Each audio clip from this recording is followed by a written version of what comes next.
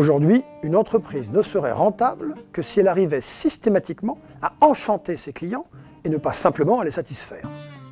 Mais est-on vraiment condamné à devoir enchanter tous nos clients, à ce qu'ils soient hyper satisfaits, surpris positivement à chaque fois? Au vu des budgets concernés, la question est vraiment importante. Pourtant, personne ne remet en doute ce véritable diktat de l'enchantement. Revenons au basique. Pourquoi un client enchanté serait-il plus rentable qu'un client simplement satisfait? La réponse habituelle, c'est tout le monde sait très bien que seuls les clients enchantés seront réellement fidèles. Mais sommes-nous vraiment sûrs de cela dans notre entreprise? Pour cela, il faut donc impérativement calculer ce que j'appelle le loyalty model. Car si tout le monde mesure le taux de clients très satisfaits, je n'ai en revanche jamais vu de loyalty model dans une étude de satisfaction. Intuitivement, on suppose que plus un client sera satisfait, plus il sera fidèle. Tout point de satisfaction gagné améliore donc directement la fidélité. Mais pourquoi le lien entre la satisfaction et la fidélité serait-il toujours linéaire?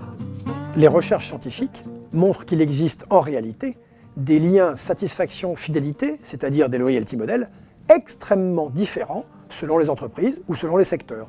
En regardant ce graphique, on comprend mieux pourquoi les investissements en satisfaction sont souvent peu rentables. Dans le cas de l'entreprise A, c'est la courbe bleue, faire passer les clients de très mécontents à simplement satisfaits ne changera rien du tout à leur fidélité.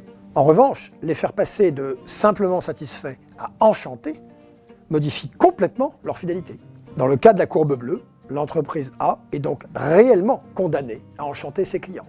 Mais au moins, elle le sait et elle en est sûre. Pour l'entreprise B, la courbe noire, les choses sont extrêmement différentes. Car cette fois, faire passer les clients de simplement satisfaits à enchantés ne rapporte rien, mais coûte sûrement beaucoup.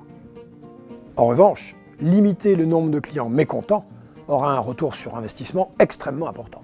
Et que dire de l'entreprise C, la courbe jaune? Dans ce cas, la satisfaction client ne rapporte qu'aux deux extrémités de la courbe. Donc faire passer un client de 4 sur 10 en satisfaction à 7 sur 10 en satisfaction ne rapportera absolument rien. Et malheureusement, on peut supposer que la plupart des clients actuels de l'entreprise se situent dans cette fourchette.